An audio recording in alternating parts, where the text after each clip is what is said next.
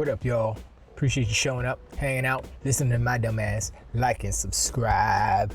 So, seems that Jeff Grubb got into a little bit of trouble, heat, I don't know, unwanted attention, whatever. I don't know what show it was he was on, probably with Mike Minotti. I don't think it was Game This Mornings. I think it was, anyway, it doesn't matter. But he said that Hi-Fi Rush failed to meet sales expectations or something like that, paraphrasing, but the verbiage is very important, and I know I'm messing it up, but whatever. And he got a lot of flack from that. The internet came and people elbow, leg drop, they did all the things to him. And he walked it back. He said, "Oh, sorry, whatever," or not. I'm sorry, but he was. I mean, it wasn't like, "Oh man, I made a big mistake" or anything. It was just the verbiage was a little weird, and it happens sometimes. But the day after that, Aaron Greenberg came and said, "No. Hi-Fi Rush met all our expectations, way higher. It's good. And here's the thing. What Jeff Grubb said was sales expectations, right, basically? And what Aaron Greenberg said was it just met expectations. So these two individuals can be right at the same time. This is how. It could have undersold according to some metric that's based off of something that is not even relevant today. Like, only game sales matter, without looking at subscriptions. Now, if you take into account how many people who have Game Pass played Hi-Fi Rush, and then you multiply the $15 a month, let's just say Hi-Fi Rush was the game for the month, and all the money of the subs go to that game, depending on how many people played it, right? How many people played Hi-Fi Rush? I think it was over 2 million, I think. For some reason, that number popped into my head. It's probably way more than that because everybody was talking about it.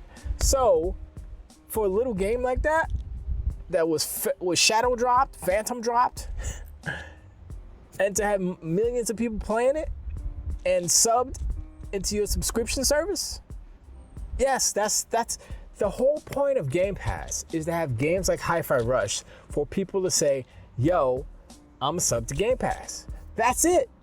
So when Aaron says that it met expectations, yes, I believe him because even I was like, shoot, I still gotta finish. I was thinking about today. I need to finish that game. I didn't never finish that. I'm gonna do and finish that. I'm gonna finish it. And that's the thing. That I swear these journalists, the industry is still stuck in old school mode where you gotta make a console, lose money on the console, sell the games, and peripherals make money on those, and that's how it works. Like nothing else matters. But they've been asleep for 20 years and didn't realize that Netflix exists, and so hey, guess what? Why don't we do that? Why don't we do something like that? Microsoft was the one. Actually, PlayStation was first, but they screwed it up so bad. It's like they have no original ideas of PlayStation. They look at the industry and they say, "Ooh, that looks cool. Let's do that." And then they do it. They copy something. They may improve on it. I'll give them that, but not enough to change the industry as a whole. Like, tell me something that I would say the PlayStation 2 popularized DVD. That's it. And even then, it didn't. But it did. It was part of the success of. That sounds like a gunshot. It's part. I'm not in the hood. It's part of the success of the PlayStation 2 was the fact that it was a DVD player. People who didn't care about video games bought it anyway because it's a DVD player.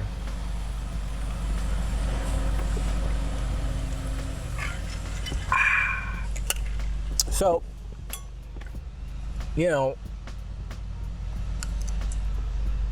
industry needs to realize that things have changed.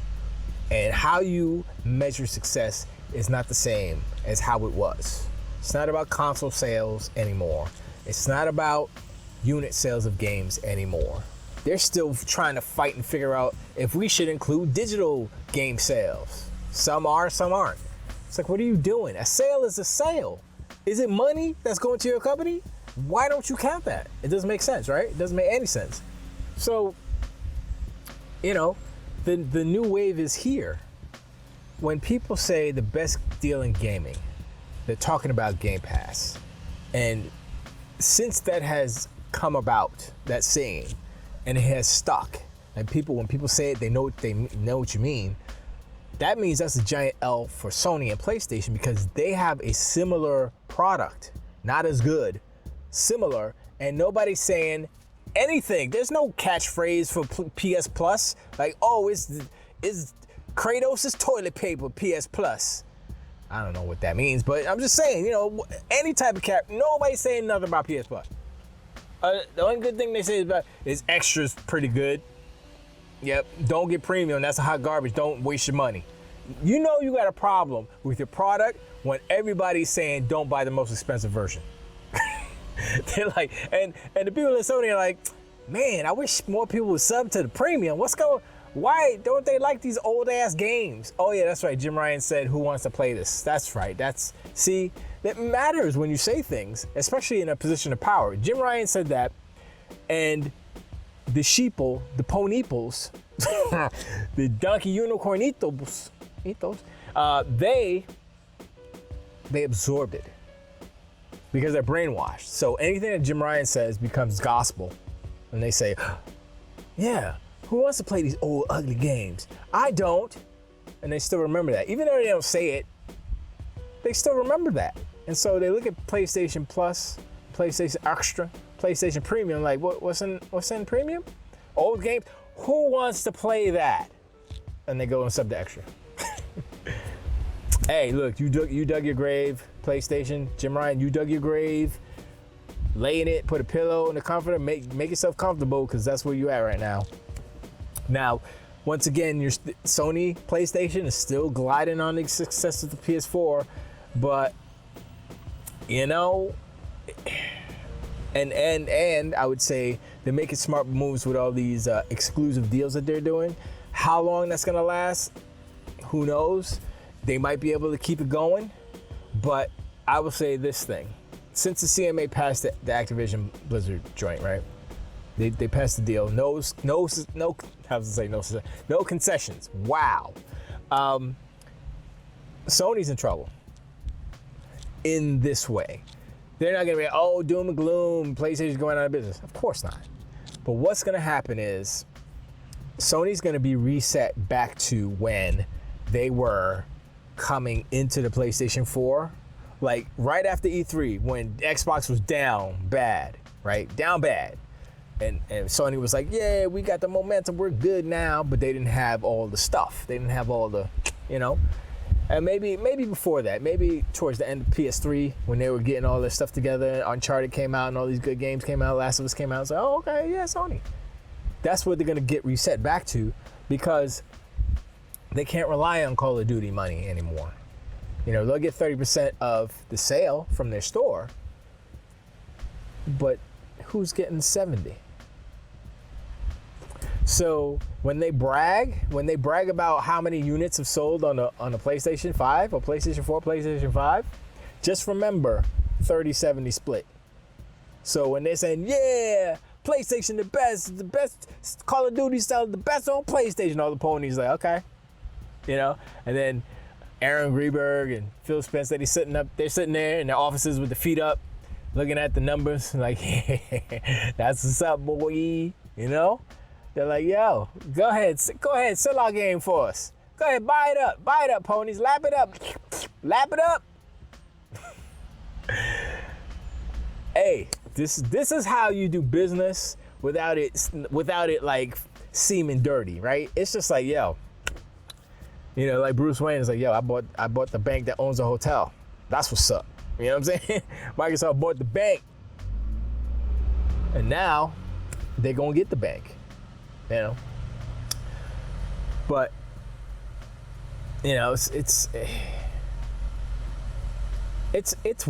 weird, like kind of seeing the video game industry. Like back in the day, it was different. It was kind of, I don't want to say monopolistic, but it seemed that way because like Atari was Atari, and then when that crashed, Nintendo was the only thing Sega tried to do, but they couldn't because Nintendo had third-party online. Nintendo had like the same deal basically that Sony's trying to do now, where they would say, "Yo, you gonna put a game on the NES? You ain't putting it nowhere else. Sorry." And everybody was like, "Well, I mean, they got a lot of units out. How we gonna do? You know?" So they had no choice. Sony's pulling that same thing, pulling the same 30-year-old tactics that Sony. Instead of looking at the market and saying, yo, we should probably invest in cloud or something. I mean, they have enough money to start, I would say they have enough money to start their own cloud infrastructure. They have enough money to do that. They are not willing to do it. They're scared because, I don't know why they're scared. They have cameras, they have all these things, electronics, which would benefit from their own cloud structure. I know that they're using Amazon or whoever, AWS or whoever. Why don't they do it?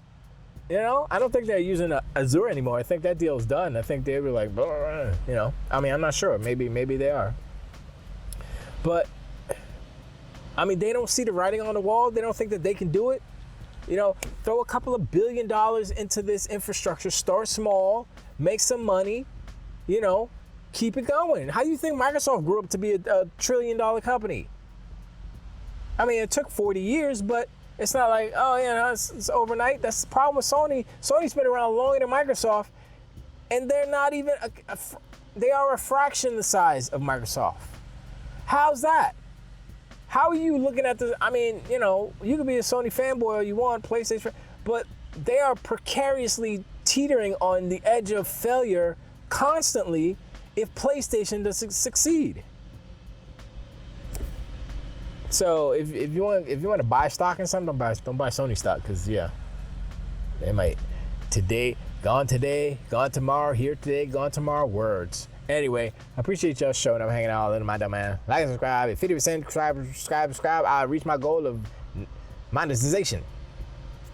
Anyway, hit me up in the comments. Let me know about how you feel about this Jeff Grubb reporting. Well, it's not, I mean, Jeff Grubb, whatever, he makes mistakes and stuff, but it's really about the fanboys who trumpet the falsities. And once again, it's not about unit sales, it's about engagement. Even Sony said that at the beginning of this generation. They said it's not about unit sales, it's about engagement, blah, blah, blah, blah. So Sony's coming around too. They just don't want to admit it because they're used to their fanboys looking at numbers. And if they put out the same numbers that Microsoft did, the same metrics, it would be closer, if not less than Microsoft. Because you remember that the number that came out where they said, as far as engagement goes, Microsoft has more engaged players than Sony, even though Sony has more subscribers. No, that's not it. They have more unit sales. They have more PlayStation 5s out there, right? But they have less engagement. Less people playing on PSN versus Xbox Live, Xbox Game Pass, whatever it's called. I don't know. How's those numbers work out? How do you have 150 plus million consoles out there with PSN subs or whatever, and you have less engagement? Anyway, I appreciate, and yeah, see you on the next one. Just wait.